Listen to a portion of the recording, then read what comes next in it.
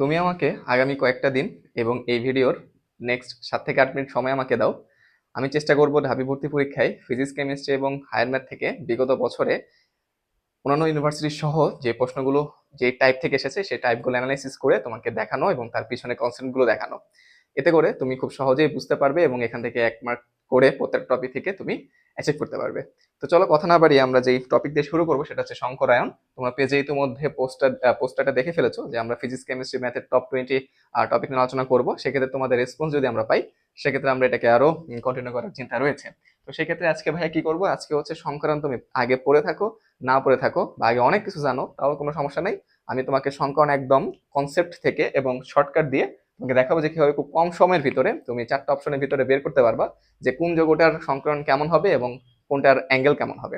তো ঠিক আছে, যেটা মনে রাখবা যে লাইনটা, যে আমাদের যে যৌগটা দেওয়া থাকবে প্রশ্নে, সেই যৌগটার কেন্দ্রীয় পরমাণুটাকে আমাকে আগে সিলেক্ট করতে হবে বা চিহ্নিত করতে হবে। আমাকে খুঁজতে হবে যে কেন্দ্রীয় পরমাণু কোনটা। তারপরে এই কেন্দ্রীয় পরমাণুর সাথে অন্য যেই মৌলটা বা একাধিক মৌল থাকতে পারে, তারা যতগুলো পরমাণু যুক্ত, ঠিক আছে, তাহলে কেন্দ্রীয় পরমাণুর সাথে অন্য একটা মৌল যতগুলো যতগুলো পরমাণু যুক্ত থাকবে, যতগুলো পরমাণু যুক্ত থাকবে এবং ওই যৌগের মুক্ত জোড় ইলেকট্রন সংখ্যা এই দুটো যোগ করব। যোগ করে আমরা নাম্বার পাবো। সাপোজ নাম্বার আসতে পারে আমাদের 2, 3, 4, 5, 6, 7। যদি 2 নাম্বার আসে আমরা বুঝতে পারবো সেই যৌগের সংখ্যা হচ্ছে sp। 3 হলে বুঝতে পারবো sp2, 4 হলে বুঝতে পারবো sp3, 5 হলে বুঝতে পারবো sp3d, 6 হলে বুঝতে পারবো sp3d ডি তোমার 2, এবং 7 হলে বুঝতে পারবো sp3d3। খুবই সহজ। তুমি sp দিয়ে শুরু করবা, p বাড়াবা। এরপর যখন পি পি এর 3টা ফিল আপ হয়ে যাবে, তারপর একটা ডি দিবা, দুটো ডি দিবা, এরপর তুমি 3টা ডি দিবা। তাহলে কিন্তু খুব সুন্দরভাবে সিরিয়ালি আমাকে এগুলো মুখস্থ করতে হলো না। 2 থেকে শুরু হবে, 7 গিয়ে শেষ হবে।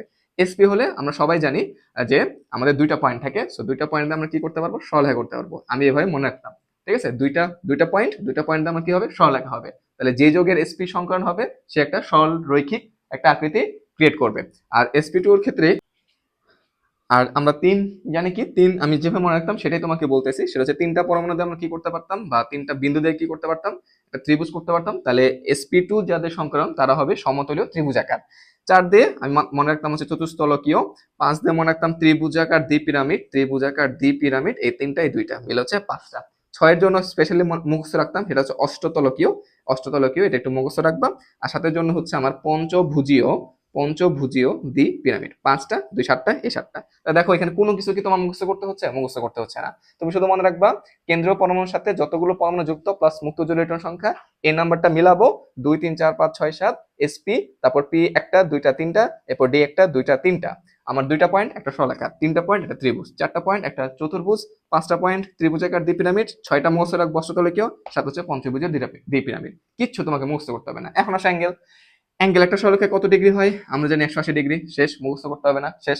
ত্রিভুজের ক্ষেত্রে মাথায় রাখবে 120 ডিগ্রি, আর চতুর্ভুজের ক্ষেত্রে মাথায় রাখবা 109.5 ডিগ্রি। শেষ, তোমার অ্যাঙ্গেল নিয়ে আর কোনো চিন্তা নাই। এই 3টা অ্যাঙ্গেল মাথায় রাখবা। আর ব্যতিক্রম হিসেবে তুমি মাথায় রাখবা মিথেন, পানি, অ্যামোনিয়া।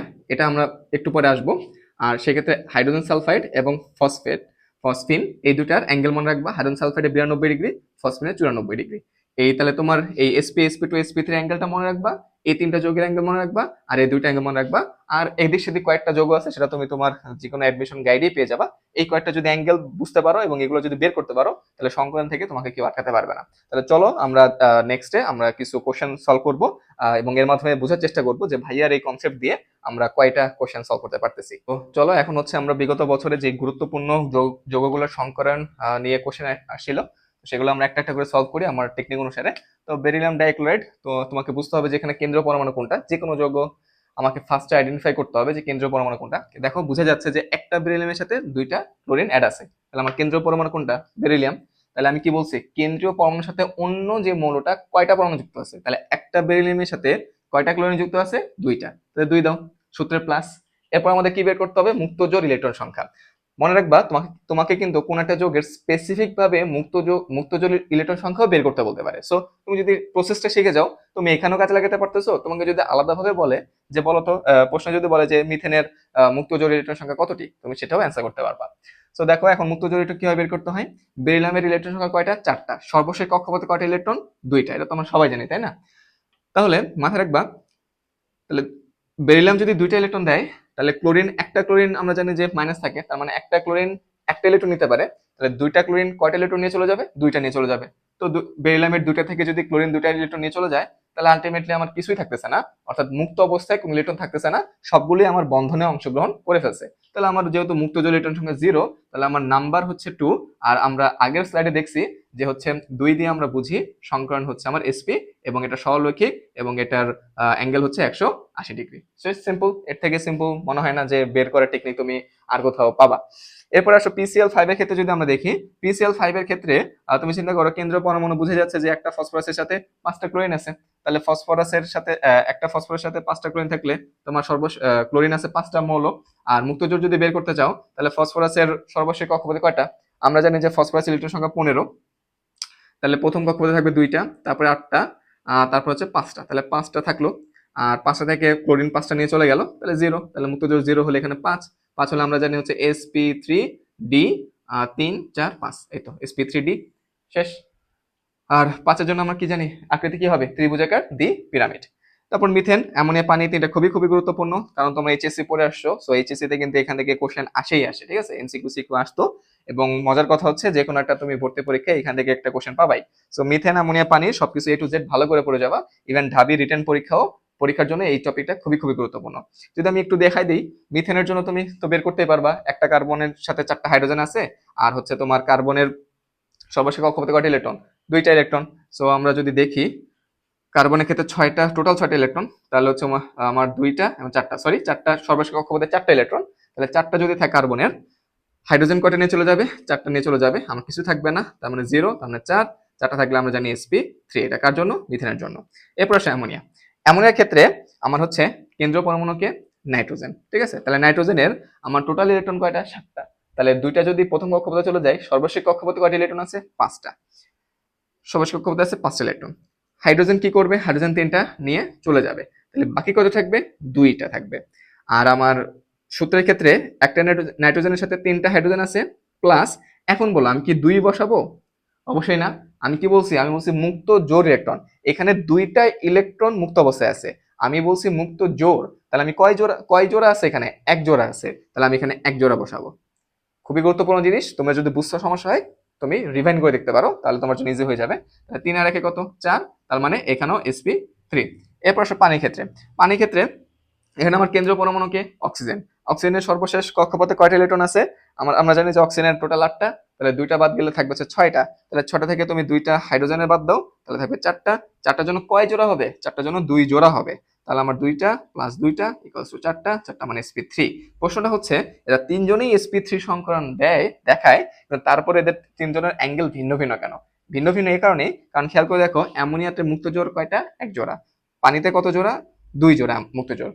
মুক্ত জোড় ইলেকট্রন সংখ্যা যত বাড়বে, আমাদের ভিএসইপিআর থিওরি মোতাবেক আমাদের যে অ্যাঙ্গেলটা আছে সেই অ্যাঙ্গেলটা কমে যাবে, ঠিক আছে? তো মিথেনের ক্ষেত্রে যেহেতু কোনো মুক্ত জোড় ইলেকট্রন সংখ্যা নাই, তো sp3 এর জন্য এর অ্যাঙ্গেলটা হয় 120 ডিগ্রি। অ্যামোনিয়ার জন্য যেহেতু 1 জোড়া মুক্ত জোড় ইলেকট্রন বেশি আছে, সো 120 ডিগ্রি থেকে আমার কি হয়? বন্ধনটা হ্রাস পাবে, কারণ এদের ভিতরে হচ্ছে তোমার কি হয়? মানে বন্ধনটা কমে যায়। বন্ধনটা কতটুকু কমে? একটা মুক্ত জোড় ইলেকট্রনের জন্য, 1 জোড়া মুক্ত জোড়ের জন্য 2.5 ডিগ্রি করে কমে। তাহলে অ্যামোনিয়ার জন্য 2.5 ডিগ্রি করে, সরি এটা হবে তোমার 109.5 ডিগ্রি, sp3, কারণ এখানে আমরা হচ্ছে sp3। তাহলে অ্যামোনিয়ার জন্য 2.5 ডিগ্রি কমলে কত হবে? 107 ডিগ্রি। আরো পানির জন্য আরো 2টা আছে, তার মানে আরো 2.5 ডিগ্রি কমবে, তাহলে পানির জন্য হবে 104.5 ডিগ্রি।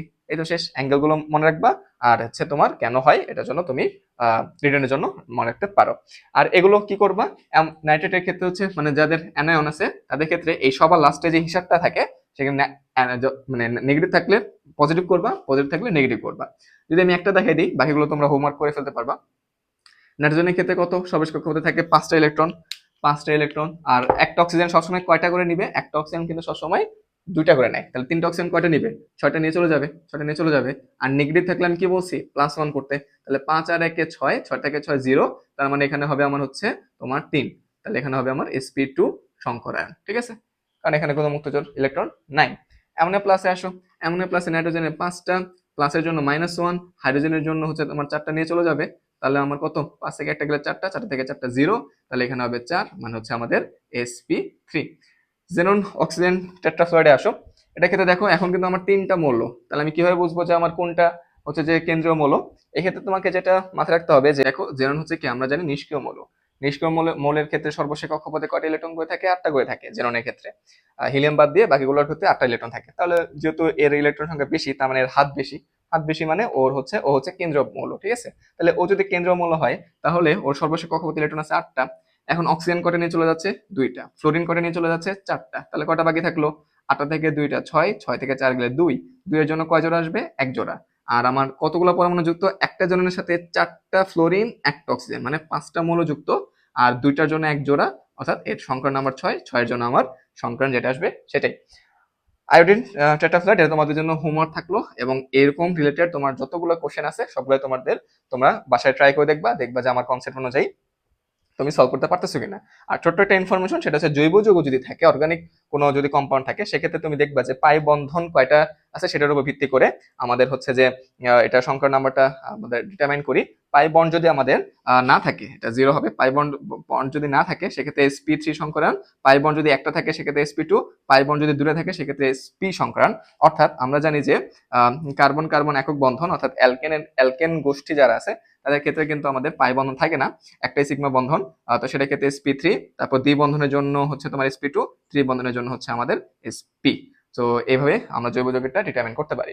তো এই ছিল আজকের ভিডিও। ভাই হচ্ছে অনেকদিন পরে ক্লাসে আসছি, সো যদি কোনো ভুল ত্রুটি করে থাকি তো তোমরা সেটাকে হচ্ছে ক্ষমা দৃষ্টিতে দেখবা।